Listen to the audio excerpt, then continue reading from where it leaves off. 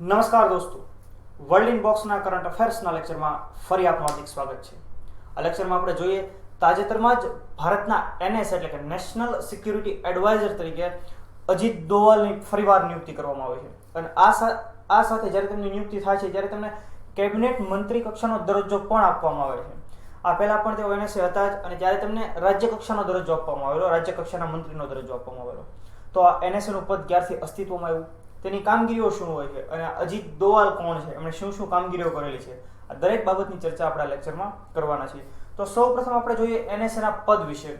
તો ઈસવીસન 1998 ની અંદર અટલ બિહારી વાજપેયી વડાપ્રધાન હતા અને ત્યારે તેમણે દેશની સુરક્ષાને ધ્યાનમાં રાખીને એક સંસ્થાની સ્થાપના કરી અને તેને નામ આપ્યું એણે રાષ્ટ્રીય સુરક્ષા પરિષદ એટલે કે નેશનલ સિક્યુરિટી કાઉન્સિલ. હવે એક ત્રિસ્તરીય સંગઠન છે જેની અંદર 3 અલગ અલગ યુનિટનો સમાવેશ થાય છે. એક એની અંદર છે જોઈન્ટ ઇન્ટેલિજન્સ કમિટી, બીજું સ્ટ્રેટેજિક પોલિસી ગ્રુપ અને ત્યારબાદ નેશનલ સિક્યુરિટી એડવાઇઝરી બોર્ડ.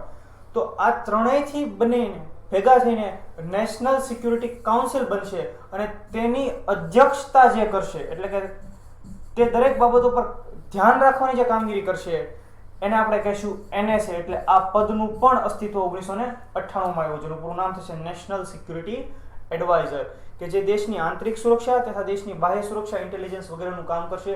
દેશમાં ક્યાં આતંકવાદને લગતી પ્રવૃત્તિઓ થઈ રહી છે, ક્યાં દેશદ્રોહને લગતી પ્રવૃત્તિઓ થઈ રહી છે, આ દરેક બાબતનું ધ્યાન રાખવાનું કામ રાષ્ટ્રીય સુરક્ષા પરિષદનું હશે. અને ત્યારબાદ તેના પર નિયંત્રણ વગેરે રાખવાનું તેની અધ્યક્ષતા કરશે એનએસ એટલે કે નેશનલ સિક્યુરિટી એડવાઇઝર.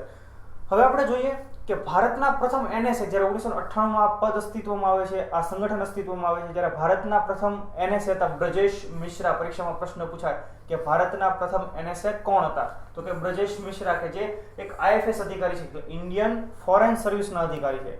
ત્યાર પછી જૈન દીક્ષિત, એમ કે નારાયણ અને શિવશંકર મેનન પણ ભારતના એનએસ એટલે કે નેશનલ સિક્યુરિટી એડવાઇઝર રહી ચૂકેલા છે. આપણે યાદ રાખીએ, ખૂબ મહત્વનો મુદ્દો આપણા માટે, કે એનએસએના પદે ભારતીય વિદેશ સેવા એટલે કે ઇન્ડિયન ફોરેન સર્વિસ અથવા તો ભારતીય પોલીસ સેવા એટલે કે ઇન્ડિયન પોલીસ સર્વિસ, આ બે સેવામાંથી જે કોઈ અધિકારી આવતા હોય તેની જ નિયુક્તિ કરવામાં આવે છે. અન્ય કોઈ સેવામાંથી આવતા અધિકારીની નિયુક્તિ એનએસએના પદે થતી નથી. હવે આપણે ભારતના એનએસએ અજીત દોવલની કારકિર્દી વિશે થોડીક વાત કરીએ. તો અજીત દોવલ 1968 ની બેચના કેરળ કેડરના આઈપીએસ અધિકારી છે. હવે છે આઈપીએસ અધિકારી, પરંતુ તેમની સંપૂર્ણ કારકિર્દીમાં મહત્તમ સમયગાળો આઈબી એટલે કે ઇન્ટેલિજન્સ બ્યુરોની અંદર વિતાવેલો છે. એટલે એક ભારતના અને રોના એક જાસૂસ તરીકે પણ તેમણે કામ કરેલું છે.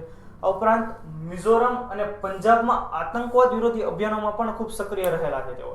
મિઝોરમ સાઇડ એટલે કે ઉત્તર પૂર્વની અંદર અથવા પૂર્વની અંદર, ત્યારબાદ પંજાબમાં જ્યારે પણ કોઈ આતંકવાદી પ્રવૃત્તિઓ થઈ ત્યારે અજીત દોવલે ખૂબ સારી કામગીરી કરેલી છે.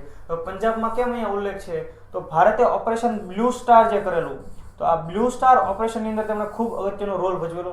પોતે એક રિક્ષા ચાલક બનીને ગોલ્ડન ટેમ્પલમાં ગયેલા, ત્યારબાદ આતંકવાદીઓને હથિયાર નીચે મૂકવા માટે થઈને, હથિયાર હેઠા મૂકવા માટે થઈને, સરેન્ડર કરવા માટે થઈને તેઓ મનાવવામાં કામયાબ પણ રહેલા, પોતાની જાળમાં એને ફસાવવામાં કામયાબ રહેલા. આ ઉપરાંત અજીત દોવલે 6-7 વર્ષ સુધી પાકિસ્તાનના લાહોરની અંદર સેવા આપેલી છે. એક રોના એજન્ટ તરીકે પણ ત્યાં તેમણે કામ કરેલું છે. અને આ એમની કામગીરી માટે થઈને એમને પોલીસ મેડલથી સન્માનિત કરવામાં આવ્યા અને પોલીસ મેડલ જીતનારા તે સૌથી યુવા પોલીસ અધિકારી બન્યા. 1988 માં તેમને કીર્તિ ચક્રથી અલંકૃત કરવામાં આવ્યા હતા. હવે કીર્તિ ચક્ર સેનાના જવાનોને એનાયત કરવામાં આવે છે, પણ અજીત દોવલ પોલીસ કેડરના હોવા છતાં પણ તેમને કીર્તિ ચક્ર એનાયત કરવામાં આવ્યું. આ સાથે તેઓ કીર્તિ ચક્ર મેળવનાર પ્રથમ પોલીસ અધિકારી હતા. આ સિવાય તેઓ નિવૃત્ત થયા ત્યારબાદ તેમણે એક સંસ્થાની સ્થાપના કરી જેનું નામ છે વિવેકાનંદ ઇન્ટરનેશનલ ફાઉન્ડેશન. અને આ સંસ્થા પણ કે જેમનું વડું મથક દિલ્હીમાં આવેલું છે તે કામગીરી કરી રહી છે. ત્યારબાદ મોદી સરકાર આવી એટલે તેમની એનએસએના પદે નિયુક્તિ કરવામાં આવી. હવે મોદી સરકારનો એક કાર્યકાળ પૂરો થયો, ત્યાર પછી બીજો કાર્યકાળ શરૂ થયો, ત્યારે અજીત દોવલની ફરી વખત કેબિનેટ કક્ષાના મંત્રીના દરજ્જા સાથે નેશનલ સિક્યુરિટી એડવાઇઝર તરીકે તેમની ફરી નિયુક્તિ થઈ છે. તો દોસ્તો, આ બાબત હતી એનએસએ વિશે, એનએસસી વિશે અને અજીત દોવલ વિશે. જો આપને વિડીયો પસંદ આવ્યો હોય તો તેને લાઈક કરો, વર્લ્ડ ઇનબોક્સની ચેનલને સબસ્ક્રાઇબ કરો, સાથે નવા આવા વિડીયોની નોટિફિકેશન માટે બેલ આઇકન જરૂર દબાવશો. Thank you very much.